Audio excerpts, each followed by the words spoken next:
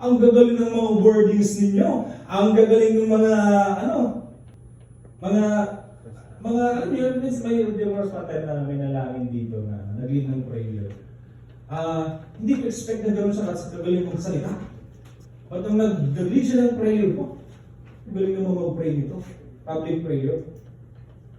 Pero hindi man tayo, when I compare myself sa mga the way kayo manalangin publicly, mga kapatid, hindi ako gulong manalangin. Ako kasi direct to the point. Direct to the point ako mag-pray. Konti lang yung kung sa public praying, mga kapatid. In leading prayer sa katulad ng marami tayo, diretso ako sa pananalangin. Kaya minsan, short lang yung prayer ko, hindi mahaba. Okay? But it doesn't matter kung short or mahaba yung prayer time mo, importante meron kang prayer life.